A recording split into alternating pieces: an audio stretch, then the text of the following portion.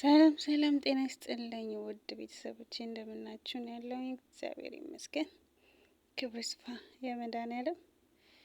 እንግዲህ ዛሬ ዝም ብዬ ወክ ሳደርግ የቀረጽኩትን ቪዲዮ ነው ይዤላችሁ የመጣሁት። ባስ ስቴሽን ነው፣ የሞል ኦፍ ኤምሬት ባስ ስቴሽን ሆኜ ባስ እየጠበቅኩኝ ነው። በነገራችን ላይ ብሞት በታክሲ አልጠቀምም። የምጠቀመው ሁልጊዜ ያው ባስና ሜትሮ ነው እና ሁላችሁም ባስና ሜትሮ ብትጠቀሙ ጥሩ ነው። ብዙ ጊዜ የኛ ልጆች ሳገኛቸው የሚሉኝ ምንድነው በካር ሊፍት ነው የምንጠቀመው ይላሉና፣ ካር ሊፍት አሁን ከቤታቸው አንስተው ለምሳሌ ዱባይ ከሆኑ ከዱባይ ቻርጃ ወይም ደግሞ አጅማን ቢወስዳቸው ቢያንስ በቀላሉ 100 ምናምን ብር ሊጨርሱ ይችላሉ። አነሰ ከተባለ 100 ድርሃም ሊጨርሱ ይችላሉ ማለት ነው። ስለዚህ ሁልጊዜም ቢሆን ወይ ባስ ወይ ሜትሮ፣ ባስ የሌለበት ቦታ አይኖርም። በነገራችን ላይ እንደ ቤታችን ርቀት የሆነ ቢያንስ የ15 ደቂቃ የ20 ደቂቃ ወክ ልታረጉ ትችላላችሁ እንጂ ጭራሽ ባስ የሌለበት ቦታ አይኖርም። ያው ዱባይ ላይ ያላችሁ ማለት ነው። ስለዚህ ወጣ ብላችሁ ወክ አድርጋችሁ ባስ ያለበት ቦታ ደርሳችሁ ባስ መጠቀም ይሻላል እንጂ ካር ሊፍት እኔ ወክ ሳረግ ደክመኛ ምናምን እያላችሁ እንትን አትበሉ በእውነት። እና በጣም ከባድ ነው። አሁን እናንተ ትራንስፖርት እንደው በቀላሉ ለካር ሊፍት 100 ብር አውጥታችሁ እንደገና ደግሞ ሄዳችሁም ታጠፉት በቀላሉ 200 ድርሃም ታወጣላችሁ። እኔ ግን አሁን ልውጣ ካልኩ እኔ በነገራችን ላይ ብዙ አልወጣም። የሆነ ፓርታይም ከሌለኝ ወይ የምፈልገው ነገር ከሌለ አልወጣም። ዝም ብዬ እረፍቴን ተኝቼ ነው የማሳልፈው። ግን ፓርታይም ካለኝ ስወጣ ከቤት እስከ ባስ ስቴሽን 20 ደቂቃ ወክ አደርጋለሁ ማለት ነው። እና በቃ እሱን ወክ አድርጌ ባስ ስቴሽን ደርሳለሁ። ከባስ ስቴሽን ደግሞ ባስ ይዣለሁ። ከዛ በኋላ መቀጠል ካለብኝ ሜትሮ ነው። እዚህ ጋር መጥቼ ነው ሜትሮ ይታያቸዋል ከፊት ለፊት፣ እና እዚህ ጋር መጥቼ ነው ሜትሮ የሚይዘው እንጂ ካር ሊፍት የሚባለውን ነገር አላቀውም፣ አልጠቀምም። ብዙ ልጆች እንደውም እዚህ ፓርክ ላይ ሳገኛቸው መክራቸዋለሁ። አረ ምን አንገላታን ይላሉና፣ መንገላታት ሳይሆን ያው ብር ቁጠባ ነው። 100 ብር ቀላል አይደለም። በነገራችን ላይ አሁን ምንዛሬ በጣም ጨምሯልና 100 ብር ቀላል አይደለም። 100 ድርሃም እንደ ቀልድ እንትን ከምንል ያ 100 ድርሃም ለቤተሰብ ነገር ያደርጋል። እናንተ በ20 ብር ደርሳችሁ ትመለሳላችሁ። ደርሶ መልስ 20 ብር ትጠቀማላችሁ። ለምን አንዳንዴ ባስ 7 ድርሃምም ሊሆን ይችላል፣ 5 ድርሃምም ሊሆን ይችላል። 5 ድርሃም ነው ብዙ ጊዜ የሚቆርጠው። ስለዚህ 5 ድርሃም ደርሶ መልስ 10 ድርሃም ከፈላችሁ። ግን ይሄ ካር ሊፍት ከሆነ ግን ስትሄዱ ቢያንስ በትንሹ 50 ብር ቢቀበላችሁ ስትመለሱ 50 ብር ቢቀበላችሁ አሰባችሁታል። 100 ድርሃም አወጣችሁ።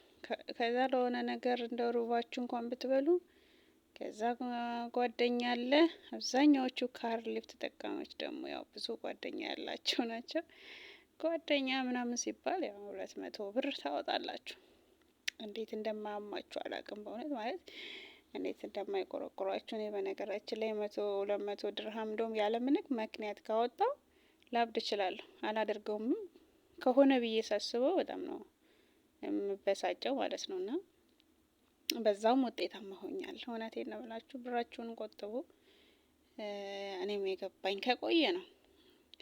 በመጨረሻው ስደት ነው የተረዳሁት ብር እንዴት ማድረግ እንዳለብኝ መቆጠብ እንዳለብኝ። እና ከትንሹ ይጀምራል። ከትራንስፖርታችን ነው የሚጀምረው። በትራንስፖርታችን ጀምረን ያው ግድ የለሽ እንሆናለን። ከዛ ደግሞ ትራንስፖርታችን ያው ላብራትን ደግሞ ብዙ ጓደኛ ይመጣል። ከጓደኞቻችሁ ጋር ኢትዮጵያ ሆቴል፣ እኔ ኢትዮጵያ ሆቴል በጣም ነው የምጠላው። ጠልቼ መብላቱን ጠልቼ አይደለም። ኢትዮጵያ ሆቴል ገብቼ እንጀራ በልቼ ቡና ጠጥቼ ቦጣ ደስ ይላል። ኢትዮጵያዊነትን ነገር የሚመስል ኢትዮጵያ የሚሸት ነገር እያየው ማለት ነው። ግን የብሩ ጉዳይ እዛ እንድገባ አያረገኝም ማለት ነው። እኔ አሁን ከቤት ስወጣ ረዘም ያለ ሰዓት ምቆይ ከሆነ የምሄድበት ቦታ የሆነች ነገር ከቤት ይዤ ነው የምወጣው። እውነቴን ነው የምላችሁ። የሆነ ነገር መብላት ያለብኝን ይዤ ነው የምወጣው። ውሃ ሳይቀር እኔ ከቤቴ ምን አይነት ናት ልትሉኝ ትችላላችሁ። ግን ውሃ ሳይቀር እኔ ይዤ ነው የምወጣው። ምንም አይነት ነገር ለሆድ የምገዛው ነገር አይኖረኝም ማለት ነው ወጥቼ። ለምን እናንተም በቀላሉ የማድረግ ትችላላችሁ። ስትወጡ የሆነች ነገር ሳንድች ነገር ሰርታችሁ የሆነ ነገር ቀብታችሁ ለአንድ ቀን ምንም የምትሆኑት ነገር የለም። ግን ያው አንዳንድ ልጆች መቼ ነው እኔ የምኖረው? እስከ መቼ እንዴ?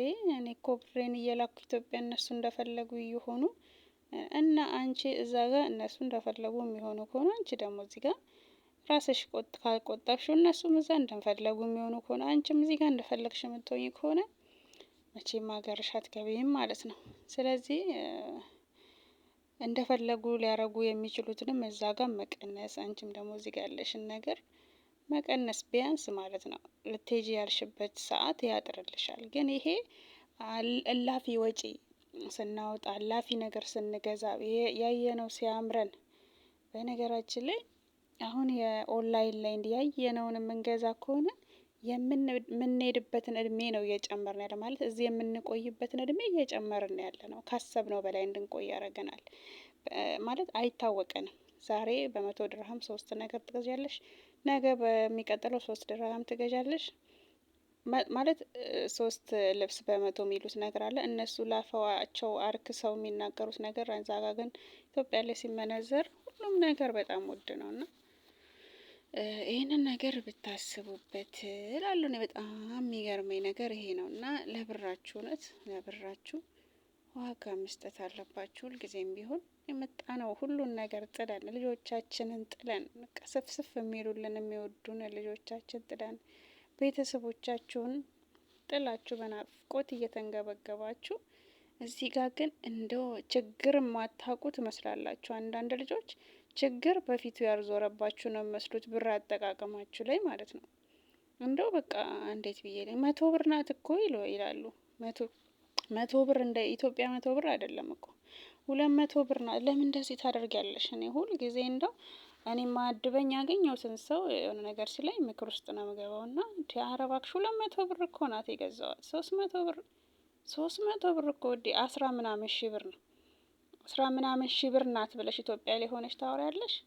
አታውሪ። እንኳን 10 ምናምን ሺህ ብር 2 ሺህ ብር ማለት መገኛው ከባድ ነው። ስለዚህ ሁልጊዜም ቢሆን እዚህ ስንኖር በዚህ ሳይሆን ማሰብ ያለብን በኢትዮጵያ ነው ማሰብ ያለባችሁ። አሁን ብዙ ቪዲዮ ቲክቶክ ላይ ያለው በኢትዮጵያ ካሰባችሁት አትኖሩም፣ በኢትዮጵያ ካሰባችሁት አትበሉም። በኢትዮጵያ ካላሰብሽ ውዴ መቼም ሀገርሽ አትገቢም። ምንዛሬን በኢትዮጵያ እያሰብሽ እዚህ ጋር ማትገዢ ከሆነ መቼም ሀገራችን አንገባም እና ሁልጊዜም ይሄን ነገር አስቡበት። በኢትዮጵያ እያሰባችሁ ተጠቀሙ። ትራንስፖርታችሁን ደግሞ ሁሌም ባስና ሜትሮ አድርጉ እላችኋለሁ። ዛሬ እንግዲህ ቀለል አድርጌ ነው መክራችሁ የመጣሁት። ይህንን ነገር ሁላችሁም እንግዲህ ብትጠቀሙበት፣ እኔ የጠቀመኝን ነገር ነው የምነግራችሁ። እኔ በጣም ተጠቅሜበታለሁ። ጓደኛም አታብዙ። ጓደኛ ጥሩ ነው፣ ግን ጓደኛ ባይበዛ ጥሩ ነው። አንድ ጓደኛ ካላችሁ ጥሩ ነው እና እንዲህ ብዝትን አሁን ሳያቸው በጣም ብዙ ሆነው ተንጋግተው ብዙ እቃ በእጃቸው ይዘው እንግዲህ ያ የሚሆነው ሁሌ በሳምንት የሚገዛ እቃ ነው። ከእንደዚህ አይነት ነገር ተቆጠቡ፣ ተቆጠቡ። ሀገራችሁ የምትገቡበትን ቀን እንዲያፈጥንላችሁ ወጪያችሁን እዚህ ያለውን ወጪያችሁን ቀንሱ ውዶቼ እላችኋለሁ። ስላዳመጣችሁኝ አመሰግናለሁ። ምክሬን ደግሞ ተግባራዊ ብታደርጉ በጣም ደስ ይለኛል። እኔ የጠቀመኝን የተጠቀምኩትን ነገር ነው የነገርኳችሁና ሁልጊዜም ቢሆን ወጪያችሁን ቀንሱ። ወጪያችሁን ስቀንሱ የምትሄዱበት ቀን ነው የሚቀርብላችሁ።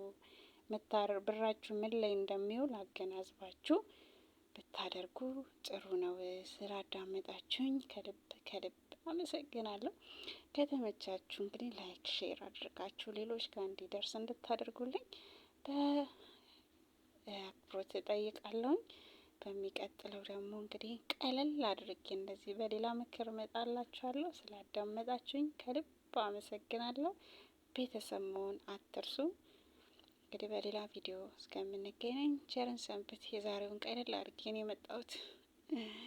ደህና ሁኑልኝ። አመሰግናለሁ ስላዳመጣችሁኝ።